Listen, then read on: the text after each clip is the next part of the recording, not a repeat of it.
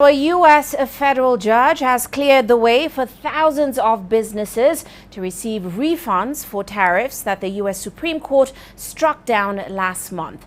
The U.S. Court of International Trade on Wednesday ordered Customs and Border Protection to issue refunds for levies President Trump introduced last year under the International Emergency Economic Powers Act.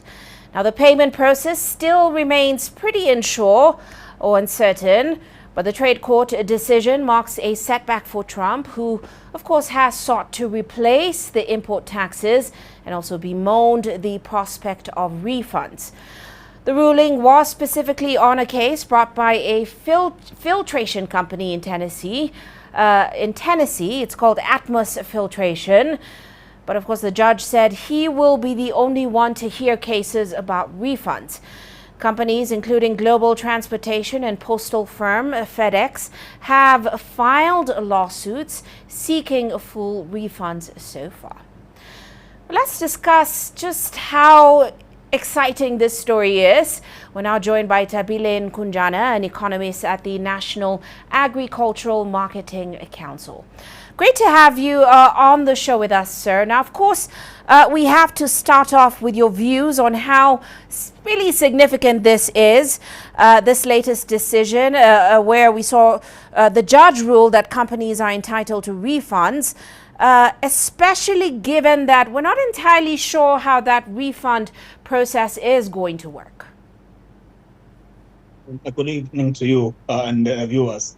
Yeah, so the most important thing here is the fact that as much as there are these differences, that our leaders would have, what is important is that we see that law still does play its part. But most importantly, the significance of this is that the companies and the consumers, they are the ones that seem to benefit in all this. As you're mentioning a couple of them, so the importance is that they're going to be getting this much because remember, they are the ones that have been paying these billions that the U.S. government has been, getting through the tariffs. So therefore, for them, it is a win.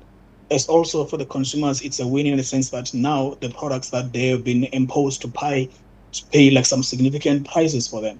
As a result of those exemptions for the few products that were exempted, it's also a win because it means then the tariffs are going to be removed, hopefully, and then hopefully President Trump is not going to put other, issues because he's been also contemplating, imposing 10% or 15% based on other eggs, as they were saying that he's more resourceful in terms of using other eggs. Now, we'll get more into that, but of course there's skepticism as to whether they are going to get around to getting that refund. And I'd like to talk about African companies and businesses specifically. Give us more insight into how this will affect them, those, of course, who paid those taxes. Could we see African businesses actually moving to try get a refund?